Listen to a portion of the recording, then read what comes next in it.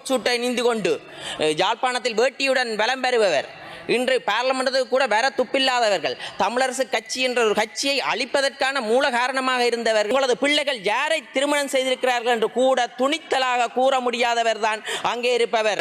Administration இல்ல, பரீட்சையில் எழுத தெரியாமல் பாஸ் பண்ணாதவர் தான் இங்கே வந்து பல வெட்டி வீத்துக்களை பார்லமெண்ட் கேமராவுக்கு மட்டும்தான் வெட்டி வீத்துக்களை நெஞ்சில் அடிச்சு சொல்றேன். நான் தமிழர், எனக்கு இனவாதம் இல்லை. இவர் தமிழரின் கலாச்சாரமானது ஒருத்தனுக்கு ஒருத்தி, அதை கூட நிறுவ தெரியாதவர், இன்று யாருடன் இருக்கின்றார் என்று கூட தெரியாதவர். நாங்கள் சிங்களத்தில் கதைக்கும் போது ஒரு சில மம நம என்று விட்டோம், அதை பெருசாக தூக்கி திருமணம் செய்ததை அப்படி யாரை திருமணம் செய்திருக்கிறேன் என்று கூட கூற முடியாதவர். நான் சம்பந்தம் இல்லாம கதைக்கிறேன்னு சொல்லி 4 நிமிஷத்துல 2 நிமிஷம் குழப்பினீங்க. உங்களோட கட்சிக்கு ஒரு நியாயம், என்னுடைய கட்சிக்கு ஒரு நியாயமா? ஐத்தியத்தின் கதாகணும் மட்ட சிங்கள புழுவம் மம ஆதரகரனை வெடிபுற சிங்கள மினிசுவ ஹபாய் மடமேக தமிழையும் குத்துறது என்னோட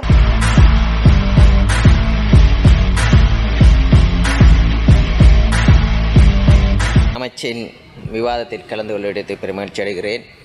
சபைக்கு தலைமை தாங்கும் உறுப்பினர்களே, மின்சக்தி எரிசக்தி அமைச்சின் விவாதத்தில் கலந்து கொள்வதற்கு பெருமகிழ்ச்சி அடைகின்றேன். எம்மை பொறுத்த வரைக்கும் தெரியும், வடமாகாணத்தில் இதுவரை காலமும் யாரும் எவரும் கண்டு காணவில்லை மின்சக்தி தொடர்பாகவும் எரிசக்தி அமைச்சின் தொடர்பான விதிகள் தொடர்பாகவும். ஆனால் நாங்கள் வந்து வடமாகாணத்தில் முதல் முறையாக எண்ணெய் தாங்கி நிலையத்தை ஒன்றை அமைத்திருக்கின்றோம் காங்கேசன்துறையில். இதற்கு முதல் அனுராபுரம் போன்ற பிரதேசங்களுக்கு சென்றுதான் எரிபொருள்களை நிரப்பி வந்து எரிபொருள் நிலையத்திற்கு வழங்கப்பட்டது.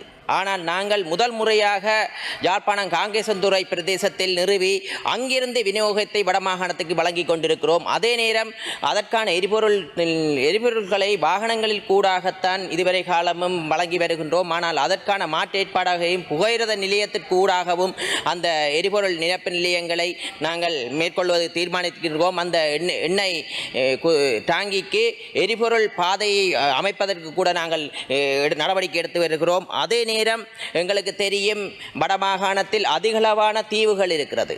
தீவுகளை எடுத்துக்கொண்டால் உண்மையாகவே அத்தியாவசியமான மின்சாரம் என்பது அத்தியாவசியமானது. இதுவரை காலமும் ஜெனரேட்டர் தேர்மல் ஊடாகத்தான் மின்சாரத்தை வழங்கி வருகின்றார்கள். அதற்கு கூட அந்த எரிபொருட்களை கொண்டு செல்வதற்கு கூட பலர் இடர்பாடுகளை ஏற்படுத்தி வந்திருந்தார்கள். ஆனால் இன்று நாங்கள் நெடுந்தீவு, அனலதீவு, நைனாதீவு போன்ற பிரதேசங்களில் விண்மில்களையும் அதே நேரம் சூரிய மின் கலங்களையும் நாங்கள் நிறுவி அதன் ஊடாக அந்த பிரதேசத்திற்கு வினைத்திறனாக மின்சாரங்களை வழங்குவதற்கு எங்கள் அரசாங்கம் நடவடிக்கை எடுத்து வருகிறது. அதேபோல் நாங்கள் உங்களுக்கு தெரியும், நெடுந்தீவு தீவு பகுதிகளில் எந்த எரிபொருள் நிரப்பு நிலையங்களும் கூட எந்த அரசாங்கங்களும் நிறுவவில்லை. ஆனால் எங்களது அரசாங்கம் ஓராண்டுக்குள் நாங்கள் நெடுந்தீவில் அங்கே ஒரு எரிபொருள் நிரப்பு நிலையங்களை ஆரம்பிப்பதற்கு யார் கூட நினைத்திருக்கிறார்கள், யாரும் கேட்கவில்லை. அங்கத்திய பிரதேச வாழ் மக்கள் கூட எங்களுக்கு எரிபொருள் நிரப்பு நிலையங்களை அமைக்கும்படி கேட்கவில்லை. ஏனென்றால் நாங்கள் கூறுகிறோம், அவர்கள் நினைத்திருந்தார்கள் அங்கே எரிபொருள் நிரப்பு நிலையம் பெற வேண்டார். ஆனால் நாங்கள் எமது அரசாங்கமானது எரிபொருள் நிரப்பு நிலையத்தை நெடுந்தீவில் நிறுவி அந்த நிரப்பு நிலையங்களை கூட நாங்கள் தனியாருக்கு வழங்கவில்லை. ஆனால் நாங்கள் நிறுவும் போது என்னிடம் கூட ஒரு தனியார் வந்து கடற்தொழில் மீன்பிடி சம்பந்தமான தொழிலை செய்பவர், தாங்கள் எரிபொருள் நிரப்பு நிலையத்தை செய்கின்றோம், எங்களுக்கு அனுமதியை தாருங்கள் என்று. ஆனால் எமது அரசாங்கமானது அங்கே இருக்கும் கோஆபரேட்டிவ் நிறுவனத்திற்கு அந்த எரிபொருள் நிரப்பு நிலையத்தை கொடுத்திருக்கின்றது. எரிபொருள் அமைச்சால் புனரமைத்து அந்த எரிபொருள் நிலையத்தை வழங்கி இருக்கிறது கோஆபரேட்டிவ்க்கு. அந்த வகையில் முன்னைய காலங்களில் இந்த எரிபொருள் நிரப்பு நிலையங்களை வியாபாரமாக அமைச்சர்கள் பார்லமெண்ட் பயன்படுத்திய வரலாறு தான் இருக்கிறது. எங்களது அமைச்சு அந்த அமைச்சின் நிதியை பயன்படுத்தி அடித்து அந்த பிரதேசவாழ் கஷ்டப்பட்ட பிரதேசவாழ் மக்கள் கோஆபரேட்டிவ் நிறுவனம் முன்னேறுவதற்கு அந்த கோஆபரேட்டிவ்க்கு வழங்கி இருக்கிறது என்பது அது பெருமையுடன் நான் கூறிக்கொள்ள விரும்புகிறேன்.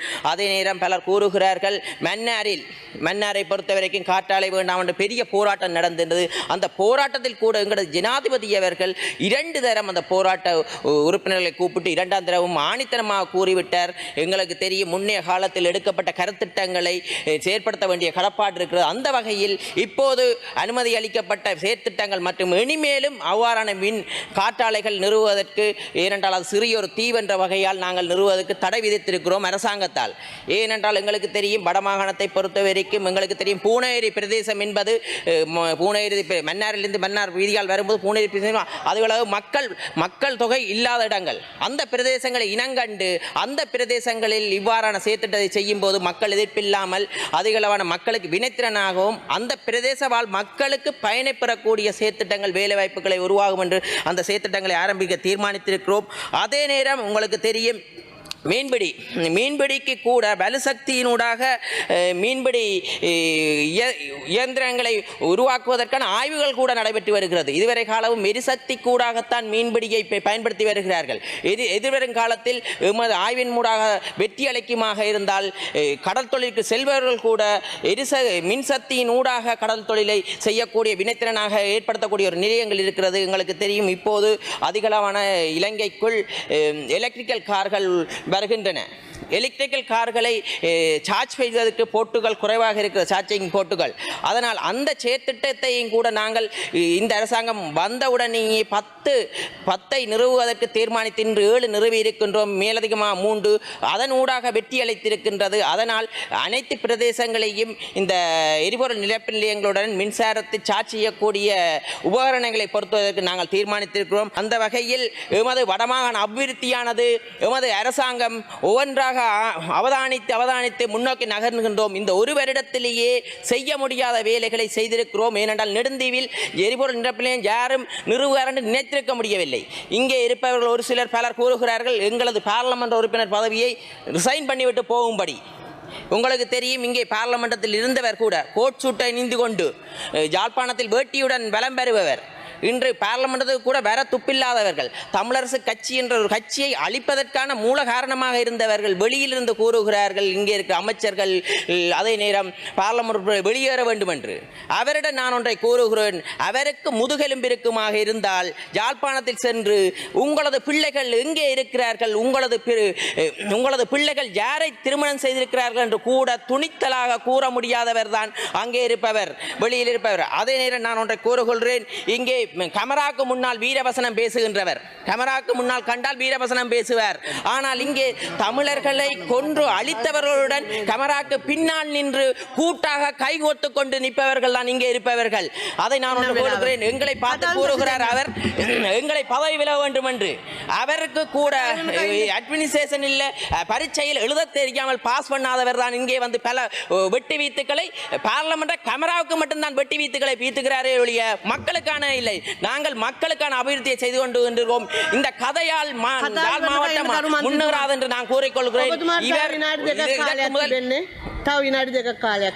அதற்கு முதல்ல இவருக்கு கூற வருகின்றேன், இவர் தமிழரின் கலாச்சாரமானது ஒருத்தனுக்கு ஒருத்தி, அதை கூட நிறுவ தெரியாதவர், அவருக்கு யாரென்று தெரியாது, பக்கத்து வீட்டோ அயல் வீடோ அவருக்கு கூட தெரியாது.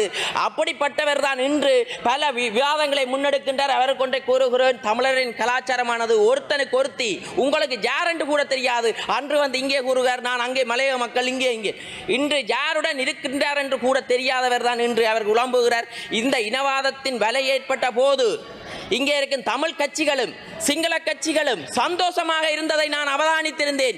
ஏனென்றால் அவர்களுக்கு அந்த இனவாதத்தில் தான் தூங்கி பழக்கம், இனவாதத்தின் ஊடாகத்தான் வாக்குகளை பெற்று பழக்கம். நாங்கள் இன ஐக்கியத்தை ஏற்படுத்தி நல்லதொரு சமுதாயத்தை உருவாக்க வேண்டும் என்று எங்களது பயணத்தை மேற்கொண்டிருக்கும் போது இவ்வாறான செயற்பாடுகளை செய்து திரும்பவும் நாட்டு மக்களை அழிக்காதீர்கள் என்று கூறுகிறேன். ஏனென்றால் உங்களது பிள்ளைகள் பாதிக்கப்பட மாட்டார் இனவாதத்தில். ஏனென்றால் உங்களது பிள்ளைகள் எல்லாம் தென்பகுதியில் ஆங்கில ஸ்கூலில் படிக்கிறார். அவர் ஒழுங்காக அவரது பிள்ளையை கூட தமிழில் கற்பிக்க தெரியாதவர் தான் இங்கே இருந்து கூறுகிறார். முகப்புத்தகத்தில் ஒழுங்காக தமிழில் கூட வசனத்தை எழுத தெரியாமல் நாங்கள் சிங்களத்தில் கதைக்கும் போது ஒரு சில மம நம என்று விட்டோம், அதை பெருசாக தூக்கி கதைப்பதுதான் இவருடைய பழக்கம். நாங்கள் அவரிடம் ஒன்றை கூறுகிறோம், தமிழில் கூட உங்களது முகப்புத்தகத்தில் ஒழுங்காக எழுத தெரியாதவர்கள் நீங்கள் தமிழர்களா என்று நாங்கள் கேட்க விரும்புகிறோம். ஒருவேளை சிங்களவர்களா மாறிவிட்டார்கள், மாறினாலும் பிரச்சனை இல்லை, மாறத்தான் வேணும். ஏனென்றால் கொழும்பில் தான் இருக்கிறார், அவர் திருமணம் செய்ததை அப்படி யாரை திருமணம் செய்திருக்கிறேன் என்று கூட கூற முடியாதவர்கள் தான் தமிழர்களின் கலாச்சாரத்தை மேலே உயர்த்த போகிறார்களா? கேட்கிறேன் அவரிடமே. ஆனால் இன்று அவர் பெரிய பீத்தாண்டிகள் மாதிரி இந்த கமராவுக்கு முன்னால் தமிழ் வசனம் கதைக்கிறார், தமிழரை உசுப்பேற்றுவதன் விதமாக செயற்படுகிறார். இவ்வாறு உசுப்பேற்றிய தமிழர்களை கொலை செய்த வரலாறு தான் இருக்கிறது. அவர்கள் ஒருமித்து தமிழ், சிங்கள, முஸ்லீம் அனைவரும் ஒருமித்த நாட்டை கட்டியெழுப்பிக் கொண்டு வரும். அதுக்கு ஆதரவை தாருங்கள் என்று கூறிக்கொண்டு விடைபெறுகிறேன். நன்றி, வணக்கம். මොකද අර්ජුන මන්ත්‍රීතුමා පොයින්ට් එක இந்த பாயிண்ட் ஆஃப் ஆர்டர் நான் தமிழில் சொல்ல விரும்புகிறேன். என்னுடைய தாய்மொழி தமிழ். ஆகவே நான் தமிழில் சொல்ல விரும்புகிறேன். 91 H wait no member shall make any imputation of improper motive against another member. அது ஒரு பாயிண்ட். ரெண்டாவது ஈய வாசிங்கோ every member must confine his observation to the subject under discussion.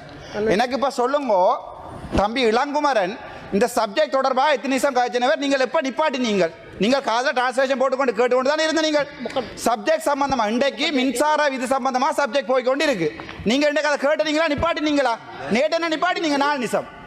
நேற்று 4 நிமிஷம் நீங்க என்ன நிப்பாட்டினீங்க. ஆனா இன்றைக்கு வேற நிப்பாட்டல. இது இந்த மூலாசனத்துக்கு வந்து அவமரியாதை. முதல்ல தயவு செய்து இருக்க வேண்டாம். தயவு செய்து அங்கால போய் இருங்க. உங்களுக்கு வெக்கம் மானம் ரோசம் இருந்தா தயவு செய்து அந்த கதிரையில இருக்க வேண்டாம். நேற்று இதே மாதிரி தான் நான் சம்பந்தம் இல்லாம கதைக்கிறேன்னு சொல்லி 4 நிமிஷத்துல 2 நிமிஷம் குழப்பினீங்கள். உங்களோட கட்சிக்கு ஒரு நியாயம், என்னுடைய கட்சிக்கு ஒரு நியாயமா? பதில சொல்லுங்க தயவு செய்து. நான் தமிழ் தான் கேட்பேன். நான் தமிழர், நெஞ்சில் அடிச்சு சொல்றேன். நான் தமிழர், எனக்கு இனவாதம் இல்லை. நான் சிங்கள மக்களை காதலிக்கிறேன். ஆனா நான் தமிழர். எனக்கு பதில சொல்லுங்க. நீங்க ඔබතුමා பதில சொல்லுங்க. நீங்க பதில சொல்லுங்க. ஓ பதில சொல்லுங்க. நீங்க මට අයියා මට සිංහලෙන් කතා කරන්න ඕනේ නැහැ. මේක මට දෙමළෙන් කතා කරන්න ඕනේ. මට අයිතිය තියෙනවා දෙමළෙන් කතා කරන්න. මට සිංහල පුළුවන්. මම ආදර කරන්නේ වැඩිපුර සිංහල මිනිස්සුව. හැබැයි මට මේක දෙමළෙන් උත්තර දෙන්න ඕනේ ඔබලා. කොහමද මෙතුමා අදාළ සබ්ජෙක්ට් එක නැතුව කතා කරන්නේ? කොහමද ඔයගොල්ලෝ දුන්නේ? මට පොයින්ට් එක දැන් සාමාන්‍ය පොයින්ට් එක කියන්නේ கௌரவ தலைமை தாங்கும் அதிகாரி அவர்களே, அதாவது தலைமை පොයින්ට් එක කියලින්න පොයින්ට් එක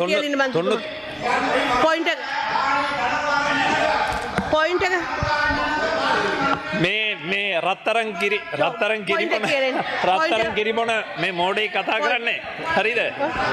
පොයින්ට් එකක් නෑනේ මන්ත්‍රීතුමා. පොයින්ට් එකක් නෑ. කවුද ඊළඟ පන්ති? අධිකරණ ගරු පිරිස